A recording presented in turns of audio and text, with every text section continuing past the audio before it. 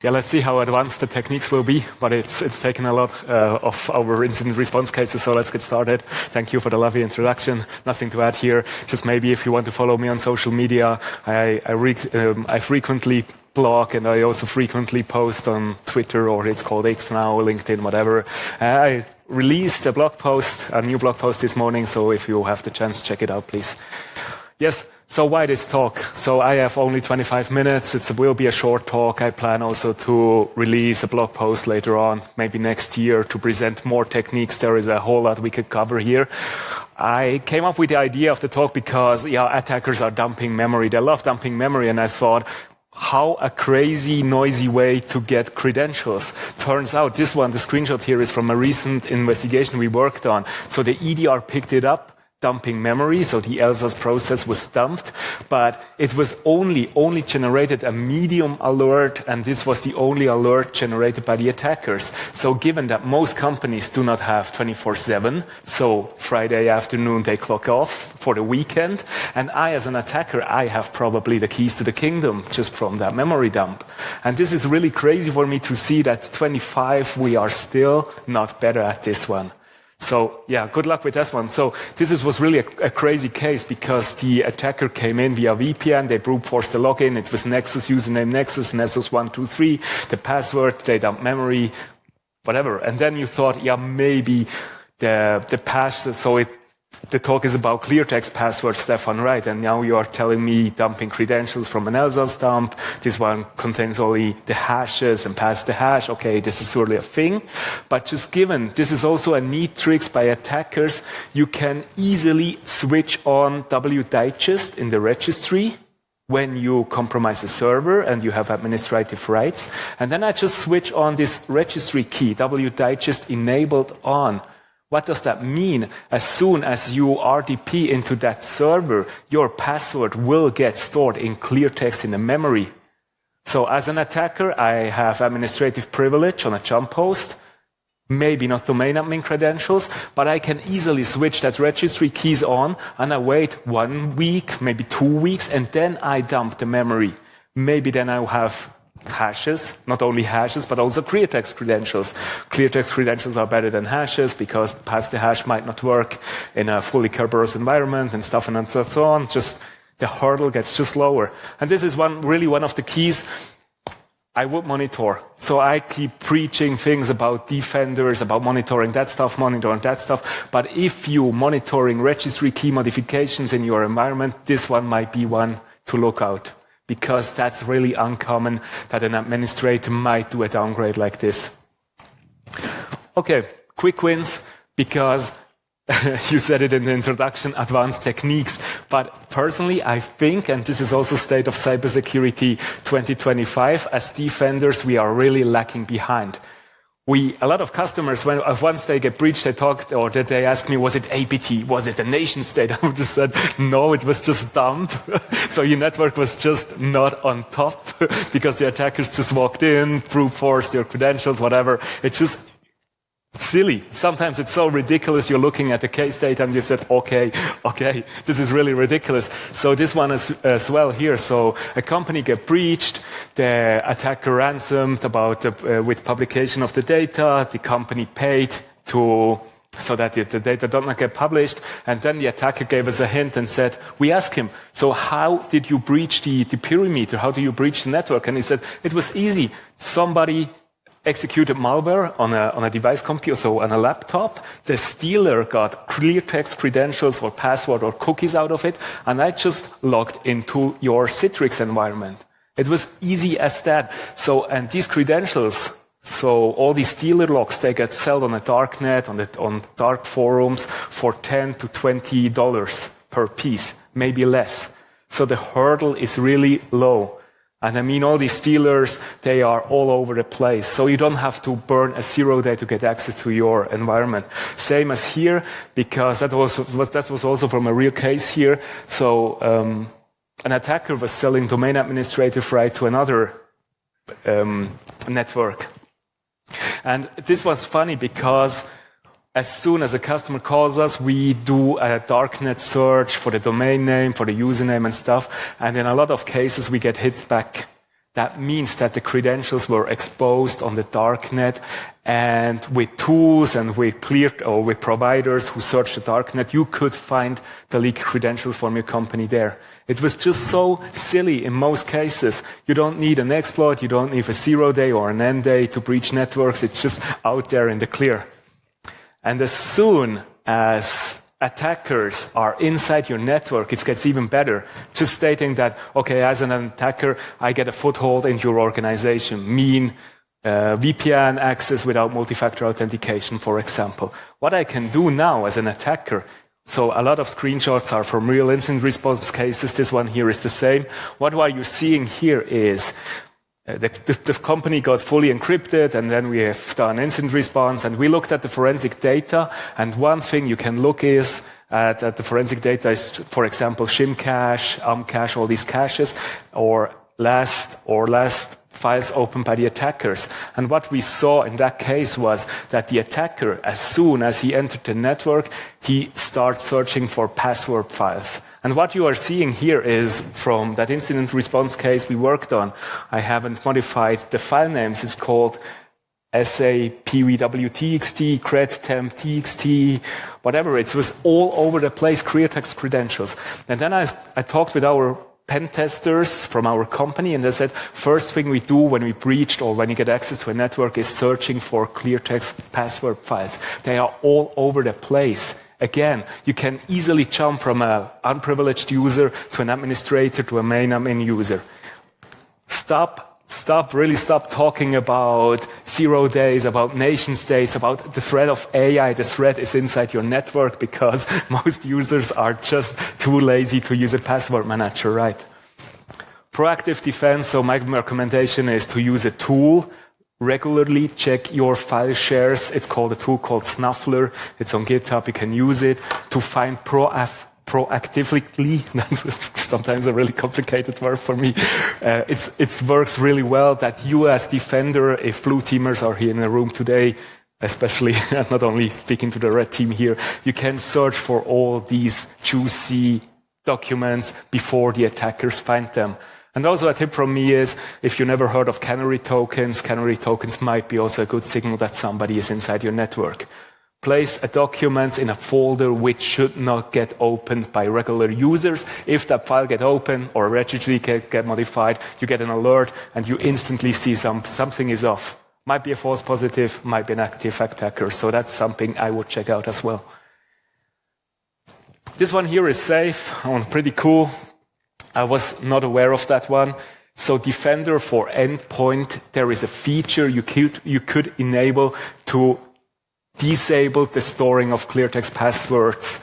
Just given the fact that most users will just be overwhelmed by such a pop-up and they will call the help desk, I don't think that feature is practical in a large organization. But just to let you know, there are defenses we could enable to stop that thing. But I probably will go that route here because that might be easier for the user. Otherwise, you get a lot of calls to the help desk. Underestimated as well is how many passwords we find in PowerShell logs. Because when we are doing incident response, of course, we are looking at the PowerShell logs because, okay, the attackers are also love to use PowerShell. The offensive PowerShell, download cradles, execute code in memory and stuff. But we also searching for passwords in memory or in PowerShell logs so that we can tell to the customers, maybe the attackers got the credential while searching for the PowerShell or searching inside the PowerShell logs. Again, a lot of passwords inside the PowerShell logs. Fear not, we also have a defense for that one, because my recommendation is always turn on PowerShell script log login. PowerShell is super, super awesome when you're doing forensics, when doing incident response. I had a lot of discussions with customers who said, we turned off PowerShell event log script log logging, so the logging of PowerShell logs, because it might leak secrets. I, on the other hand, say, yeah, exactly, I don't get it. If you have really the concern that an attacker might read out secrets from PowerShell logs, you can enable that one. So PowerShell encryption. So the script log logs get encrypted with keys. You can store the keys on a remote server. It works perfectly fine. So there is no reasoning about, do we turn on PowerShell script login or not? Just turn it on. This one here is really, really funny. That is really a blast from the past. It's over 10 years old, and we still continue to see it. So back in the days, it's really back in the days, because Microsoft disabled that feature over 11 years ago. It was possible to store passwords in a thing called group policies. So, for example, for silent installations, for software installation, you placed your password inside a group policy file so that the software could install the software on clients and servers silently, so without the help of an administrative user. The thing here is, this one, Microsoft not accidentally, leaked the keys, the encryption key to that password on a tech community site. So at one time, so over 11 years ago, somebody from Microsoft just pasted the AIS decryption key on a TechNet forum and said, here is the key. And everybody was said, okay, cool. And then they were able to decrypt these passwords. And what you're seeing here also from a live case is that the user support was part of the domain administrative group, and his password was there in clear text. Well, encrypted, but in clear text because the attackers got hold of the encryption key, right? So as soon as I enter the network, what I have to do is just looking for the GPP files. I find passwords. I find the key to the kingdom. How long does it take me to get domain administrative right after breaching the network? 3 minutes? 2 minutes? It's just crazy that such techniques are still working up as today. The other really crazy thing to me is I'm working really as a blue teamer. I love blue team. I worked also as in internal security teams. The thing I don't really get is how much time blue teamers or people are spending in meetings and not doing hands-on work. You're nodding. It's just crazy, because how many minutes or how many hours would you take it? How complicated is it to search for passwords in your Active Directory objects? We see that a lot, and really a lot. When pen testers are here in the room, they still see that also a lot, because in Active Directory you have attributes like comment, like usernames and stuff. Companies frequently save passwords in the comment field. The reason? I don't know. Is there really a good reason? Probably not. But we still continue to see it in our incident response cases, and the attackers are doing the same.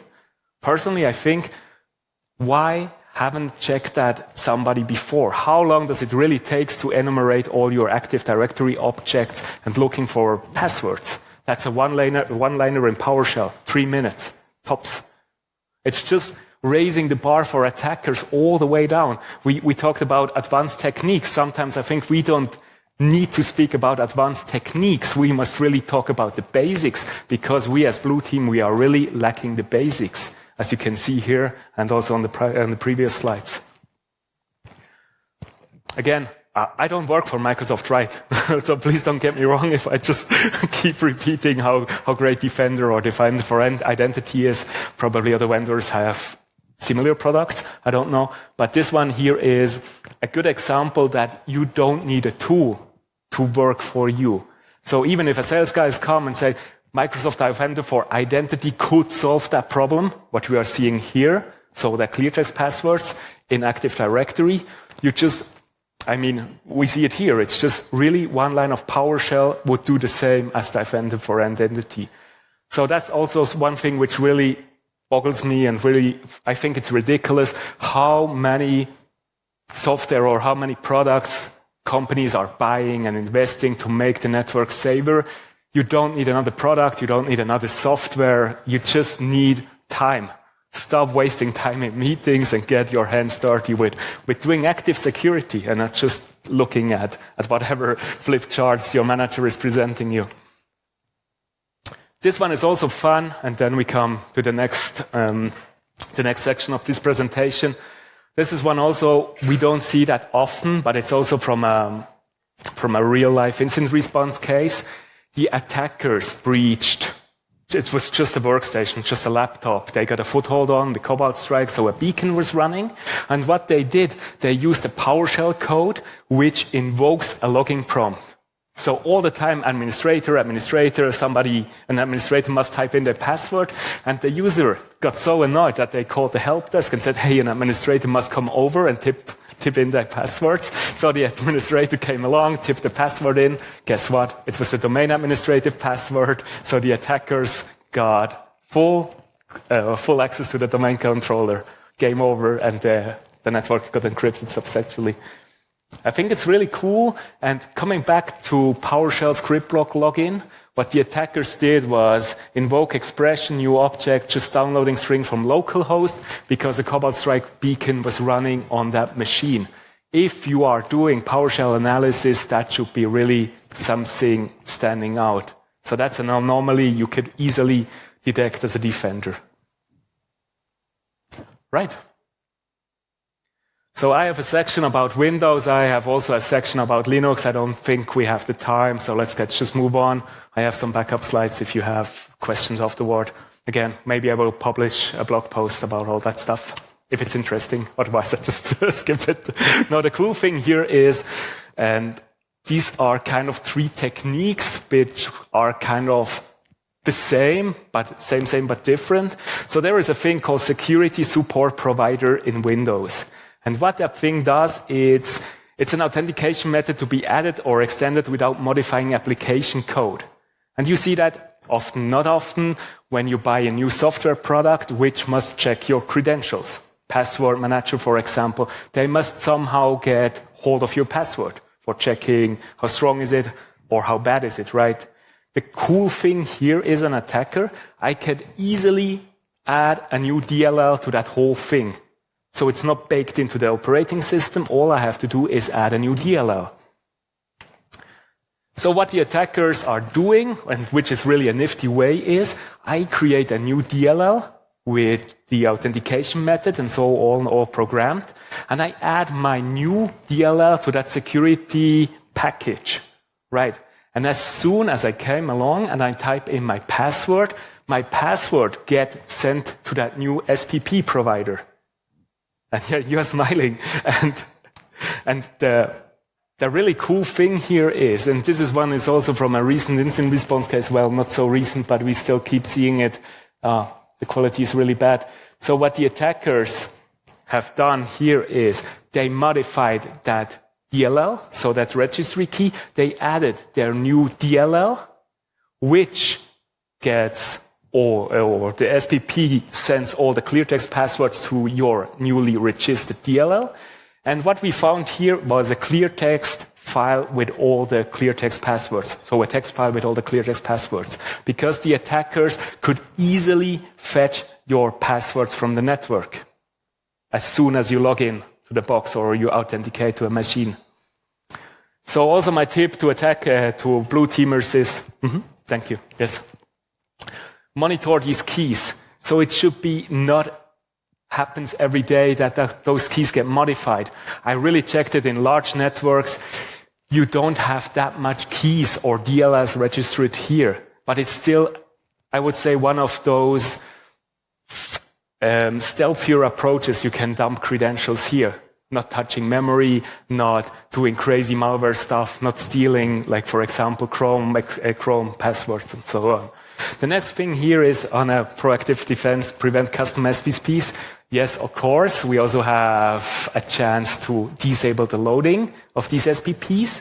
Funny thing is, I did a bit of research here, and then on Reddit, I found a story of a guy working for a bigger company who disabled the loading of custom SPPs.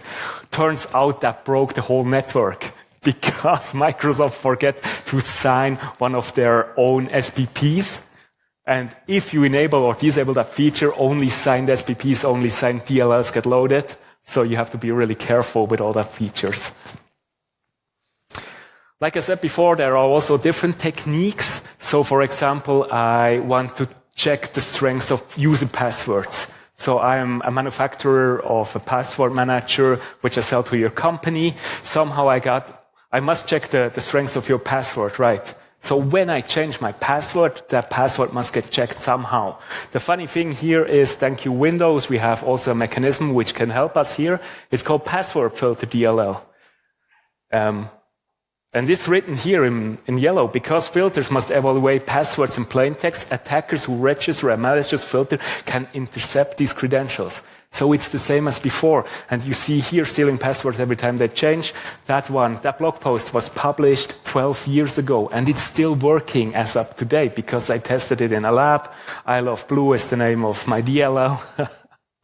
And the same here. All I have to do as an attacker, I need admin right, of course, but then I can add these DLLs to a registry keys, and every time I change my password on the box, my clear text password gets stored in a file or gets sent out to a different server. Again, not dumping memory here, not doing crazy malware stuff or so on. It's really just dropping a DLL to disk and modifying a registry key. I wonder how many AVs, EDRs will pick up such a behavior. So that's really something I would change. I would check in the lab. Last thing, network provided DLL. It's probably the same. So we have 3 in a box here, which might be the same, but not the same. But again, when a user logs in, the winlogon command responsible for managing interactive logging passes the user credentials to something. It really boils down all this technique that Windows must somehow check your passwords. Lucky attackers, they are sending clear text to all these DLLs. It's the same here. DLL, registry key, we got it. And again, we saw that in a real life case. It's not just me being funny, talking or loving to talk about those stuff in my lab. That's also from a recent incident response case. Lucky us, AV picked it up. So on the left-hand side, you see system 32 LSAS DLL. Suspicious? Yes, it is. Then I did a timeline analysis. So I looked all the changed files in the same time when that DLL was dropped to disk, which led me to that C Windows temp, TMP, whatever .temp file. Inside those temp files were clear text credentials for a bunch of administrative users from the company. Because the attacker was sitting on a jump host, which frequently was logged into by domain admins, he was able to dump credentials. And it was a stealthy operation, perhaps APT as well, because the attacker was really laying low, dumping credentials or capturing credentials for weeks. And they had, I was just looking at those files and I saw like 10 plus admin credentials in clear text there. And again, it was no crazy stuff, no 0-day use, no malware. 1 minute, yes, I know. Just, and the thing here is you have to be careful as defender because we all love Sysmon. So we have Sysmon, which captures the modification and the writing of registry keys, so on. And recently, I've done a compromise assessment for a customer, which gave me access to his vast data in Splunk. The thing I did was I checked the setting and the modification of the registry keys. Turns out Sysmon do not log the registry key which get modified. So the details is just binary data. Which means, in turns, it's useless for monitoring, it's useless for creating alerts. And I told that to the customer, and he was right clearly, okay, I was not aware of that. And I said, yes, that's maybe also the problem we have in an industry, coming back to, we just keep on buying products, we keep on buying software. I will end the presentation shortly, just let me finish the sentence here. What we are not doing is hands-on work. Probably nobody have ever looked at the vast data in Splunk. Everybody's just trusting the EDRs, my solutions, my vendors. Please, and this is my final words here, get your hands dirty, or just raise the bar for attackers because they have an easy time right now. And thank you so much for having me.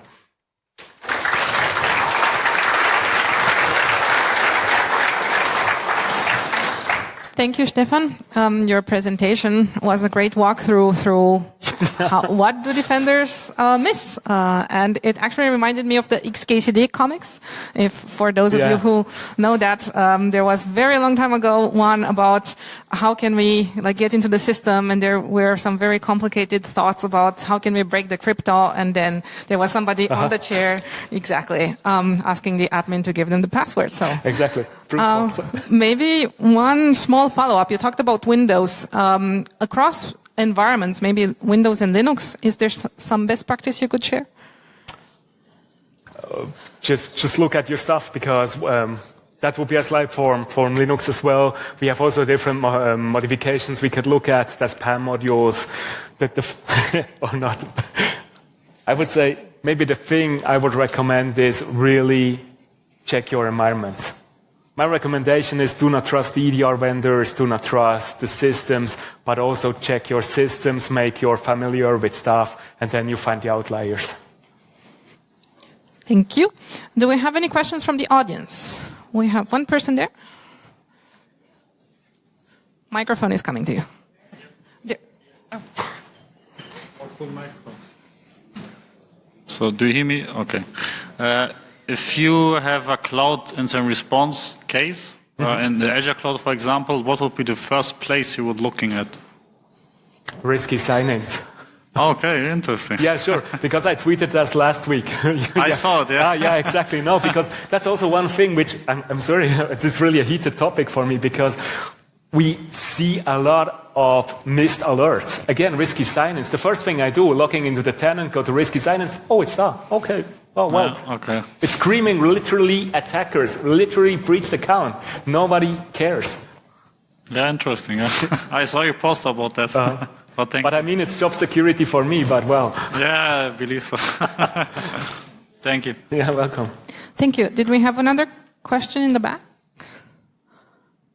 Or here in the middle?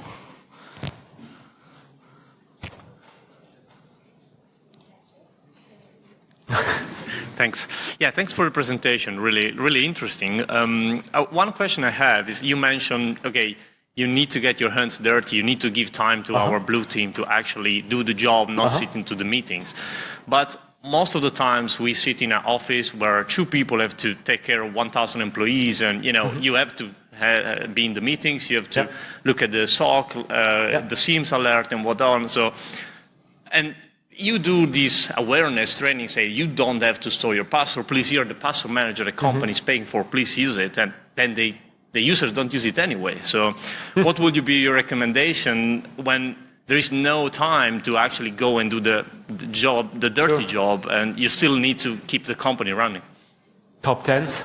I also blogged about Active Directory top 10s.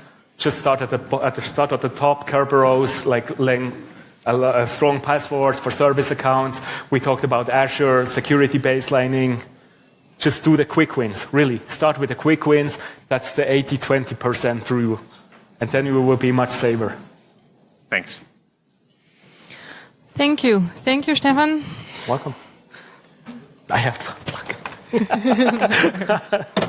So we learned that the easiest way in is the best way in for attackers. So as blue teamers, that's the way to go. Thank you. Cheers. Thank you.